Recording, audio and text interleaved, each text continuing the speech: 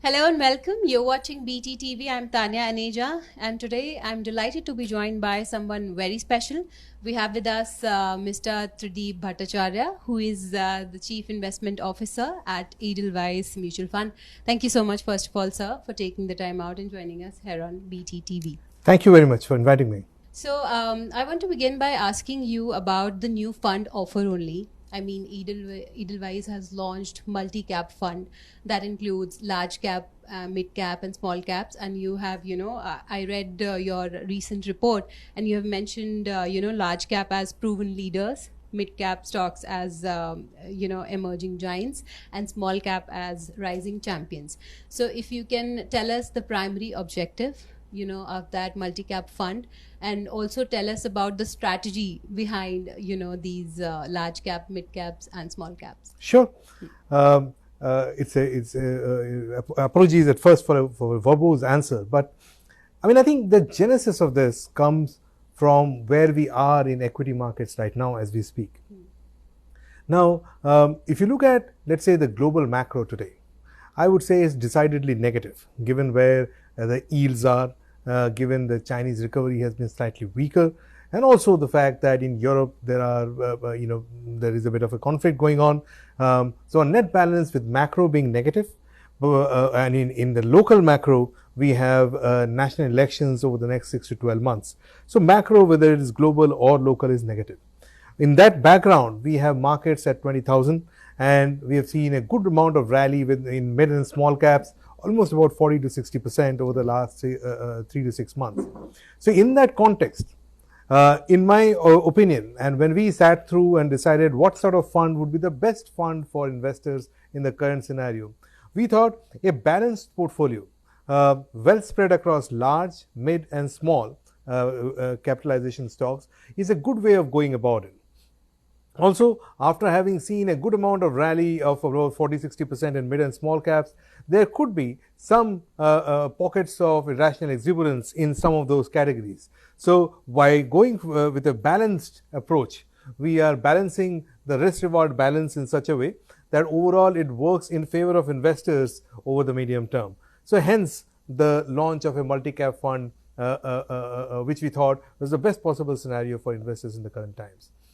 In terms of how we plan to sort of go about running this fund, I would say something like this: that overall it will be a fund which will broadly have about 40% large cap stocks and about 60% mid and small cap stocks. Okay. So it's well spread across large, mid and small capitalization stocks. So investors would not only get to play the upside momentum in the case of India for the next 4 or 5 years, but at the same time, we'll have the balance or the safety factor of investing in large caps, given how the near-term volatile macro conditions that we are facing at the moment. So it's a mix of defense as well as offense, and I think it's a good way to go in the current market scenario. Okay, absolutely. And you talked about small and mid-cap stocks. Mr. Bhattacharya, we have seen, that the broader markets have had a stellar run. I mean, hitting all-time highs on a daily basis, especially, some of the sectors like defense, railways, PSU. So these stocks have performed really well. So do you think, now is the time to really rebalance the portfolio? And do you think that this space is a little overheated right now? So that's what I summed up saying that, certain pockets of mid and small caps are witnessing a bit of irrational exuberance. And hence the need of the hour is to have a balanced portfolio across large, mid and small cap names. So imagine a portfolio which is 100% comprising of mid and small cap stocks. Now let us say there is a bit of irrational exuberance in maybe 20 to 30% of the mid and small cap space.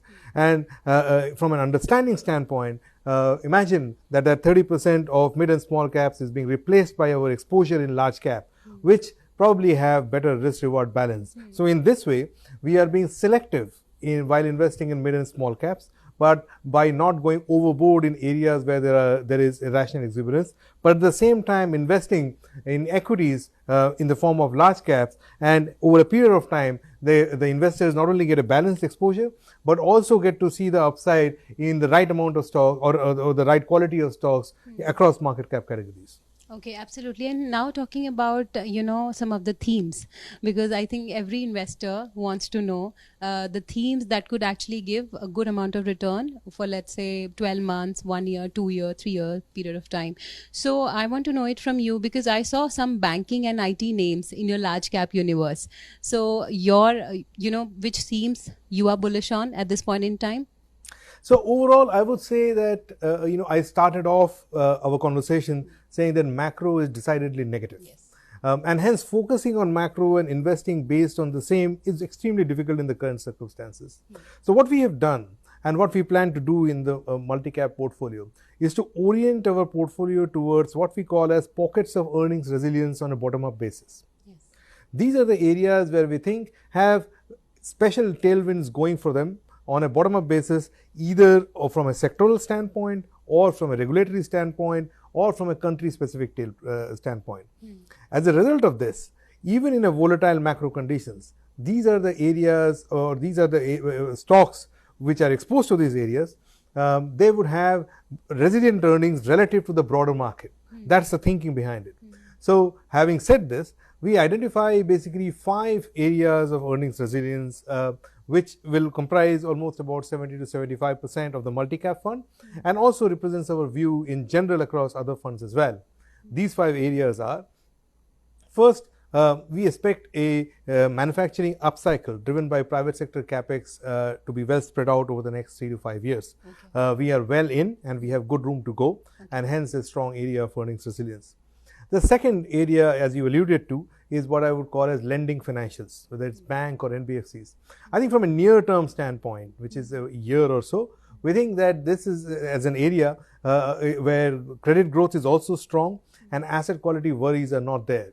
So ideally, an ideal condition to be a bank or an NBFC. So the second area of earnings resilience. The third area that I would point to is real estate.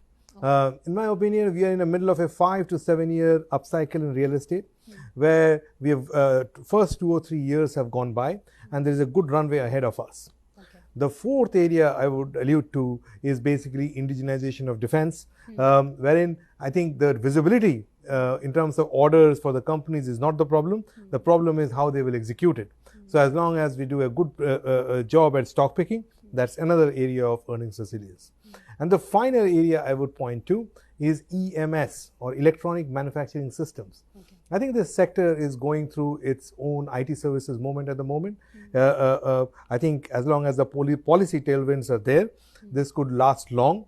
The sector itself is growing at the rate of 30%, and with a bit of stock picking, we can do better than that. So net, in and around these 5 areas of earnings resilience, we think that companies have strong tailwinds.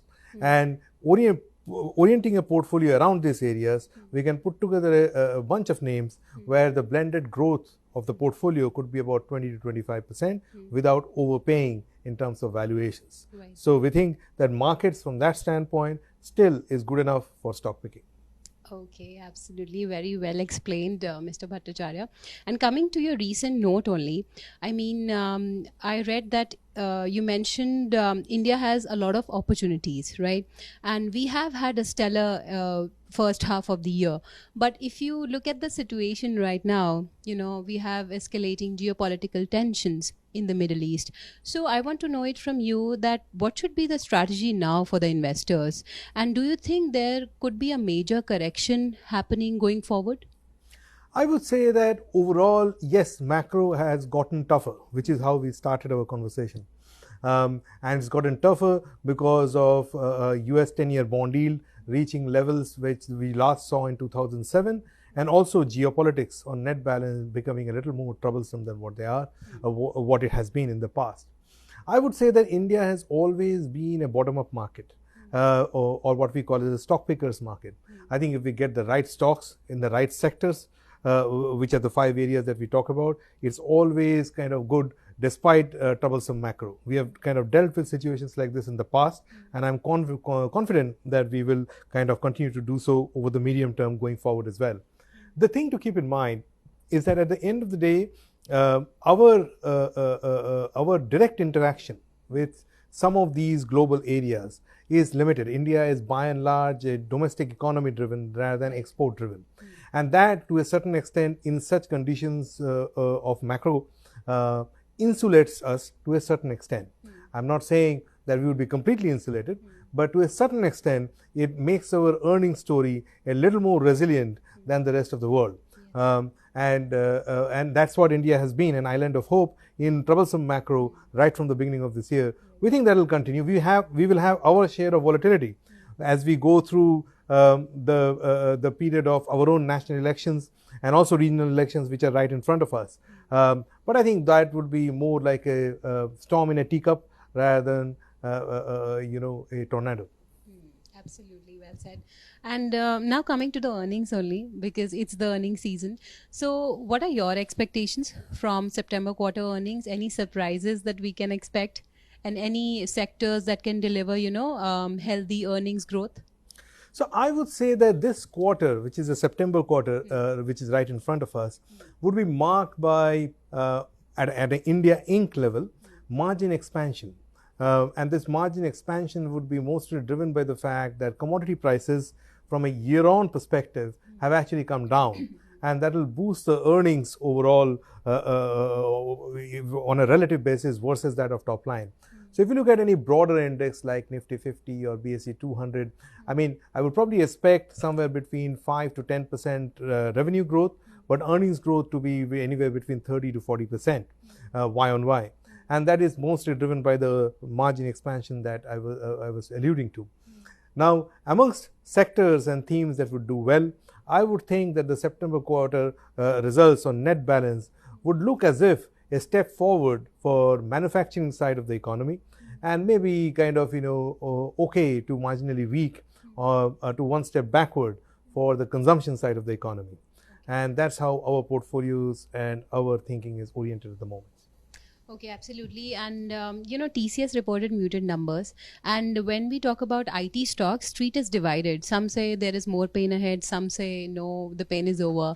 What are your thoughts? And, I want to know it from you that what are your thoughts on mid-cap IT also? Do you think mid-cap IT can outperform large-cap IT stocks? So I think overall IT services, I would say that it went through its heydays when we were all shut down during COVID. Had a period of earnings normalization over the last 12 to 15 months, and now is going through the impact of weakening or weak global macro conditions, particularly in the United States. Yeah. So putting all of these in the form of view on IT services, we have been massively underweight by almost about 300 basis points in IT about a year or so ago.